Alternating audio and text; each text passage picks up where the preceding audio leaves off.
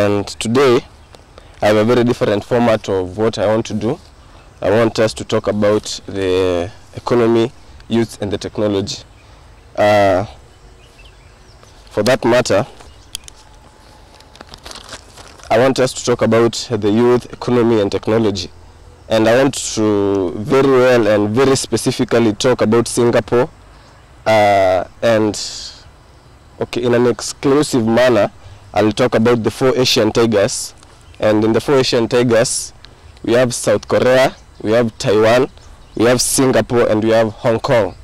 And to be specific, today Castle and Castle will be dwelling more on Singapore. And Singapore, I won't dwell entirely on Singapore, but I'll be comparing, I'll be digging in what is going on in Singapore and what specifically goes on in Kenya. So allow me start, and I'm going to start with addressing what is the meaning of the word the 4 Asian tigers. As I had stated earlier, Taiwan, Singapore, South Korea and Hong Kong are the 4 Asian tigers. And the economy has been reported to have grown from the 1960s, early 1960s to date, to become one of the from third world economy to one of the world best economies. And in the 21st century, these economies have developed into high economies, specializing in competitive areas. Competitive area, I'm talking about areas like industrialization, manufacturing, sports. You know, sports is also a very major key factor in the economy when well utilized, sports and music. And that's why sometimes I say, if we have these young leaders in the parliament, and we have very well able musicians like Bien, we have comedians like Eric Omondi, they can come together and harness the sport energy that we have around. We have youths who can play well in football, but they are not very well in economics or the other things. So yeah, so today allow me go into details, and I'll start with Singapore. Singapore gained the independence in 1959. There was one very able, charismatic leader who was called Lee Kuan Yew, who led the Singapore from 1959 to 1991. Singapore GDP as per now is $600 billion, and that is 102,000 per capita because the population is at 6 million.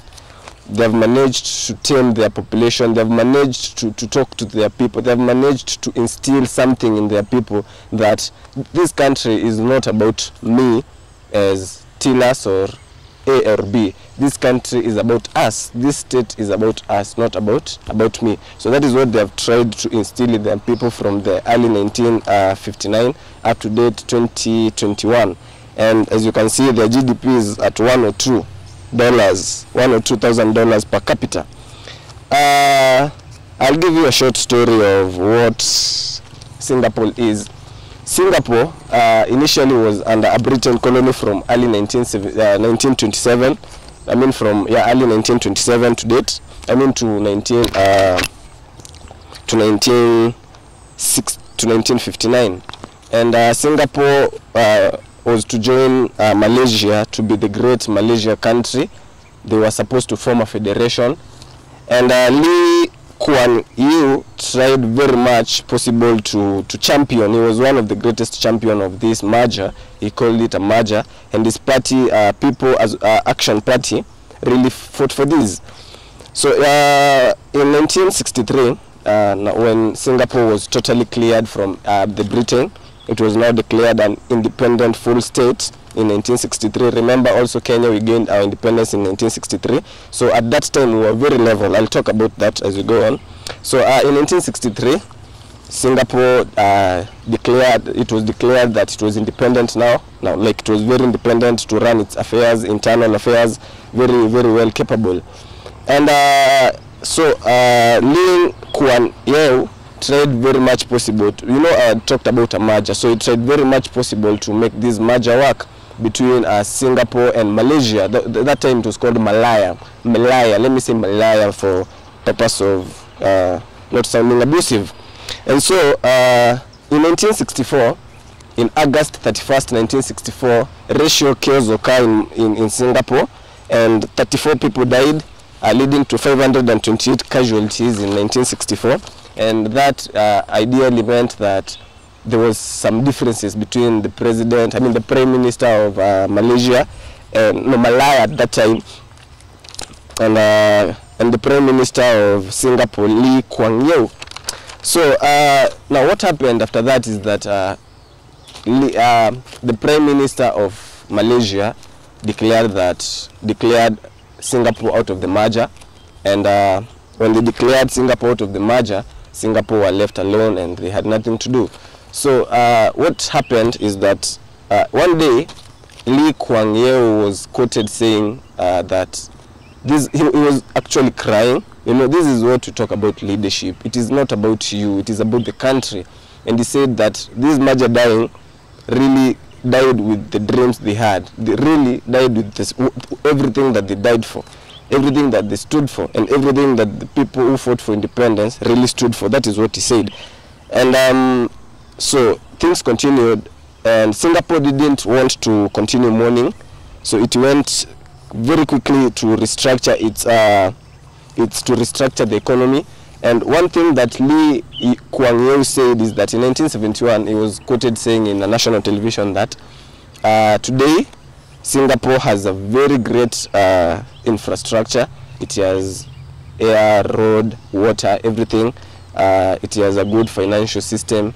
It has very well skilled labor, and all this seems like just like it appeared in nature, just like a current nature appeared. And what he said is that all of that was not so. They made it so. So I'll go directly to Kenya because it is about our country, and I want to compare Singapore and our country because really I love our country, and as a patriotic, people were asking me, tell us, why don't you want to do they're called what? They're called tests, those loyalty tests. And I was like, yeah, I can do a loyalty test, but I want to do something that even in 10 years to come, those people who will hear my manifesto will know that I knew where I wanted to go and what I wanted from as early as now. So in Kenya, I can compare something. In Singapore, in 1927, Singapore formed a Singapore Improvement Trust.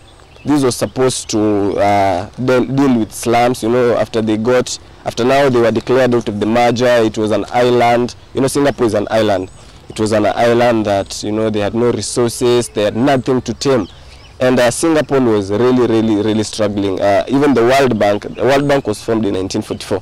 So the World Bank then really said that those people were below the poverty level of the World Bank, which is $1 per person. And so I want to compare this with Kenya. You know, we have a country that is very well, has a potential. Let me even take off this so that I address it properly. You know, in Kenya, we have a country that has a good population, and we as the youth have a take to play to ensure that we get our country to where Singapore is today. So one thing that Singapore did is they focused more on manufacturing. You know, this simple thing like toothpicks, we see made in China, toothpick made in Singapore, simple things like a charger we cannot manufacture ourselves. These are the things that create a GDP. A country that depends on agriculture alone can do well, but a country that depends on agriculture combined with manufacturing, industrialization, financial institutions really does well in the economy. And this is what I had prepared today for you guys, so that you may see how we as the youth can play a very huge part into getting our country into where we want to see it in 20 years, 15 years to come.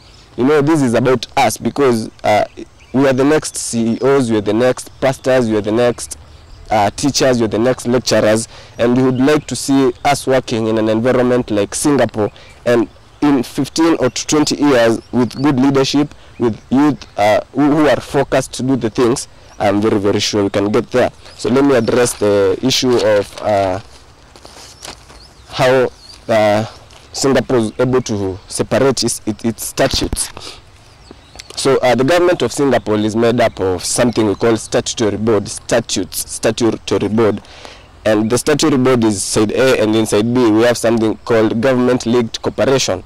A corporation is something like Safaricom. So imagine of us having a country that has like 4 Safaricons, you know, 4 Safaricons that are owned by the government, not that are owned by person like Safaricom. They also came up with the House Development Fund. The House Development Fund Board, HDB, was able to develop public housing.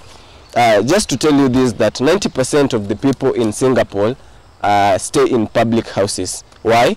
Because the government have come up with a formula so that people in Singapore can own houses when they're living in them. And this is done by government building flats. In Singapore, they're saying that you can have a flat of 100 floors. You know, the engineering system is so well. And you come and book a house, and it is mandatory for you to save 20% of your income. So the Economic Development Board has made it possible for industrialization to be set up around those places. So when like we have 20, you know, for example, in Singapore, they have 24 towns under one city. 24 towns under one city, each connected well with a railway station. This could also be done in our country, in a way that you don't have much to focus on Nairobi and the CBD. In fact, it is about time we clean our town. And you know, you can focus on places like, you know, for example, the Konza City. People can invest in the Konza City. Places like Upper Hill. So when Upper Hill, people became serious with Upper Hill, it has grown to be a very good economic zone by itself. And just by checking Upper Hill, it will contribute to our GDP, and it will enable us grow very quickly as we come as a young country. You know, we are not really a young country, but we are a young economy at $100 per GDP.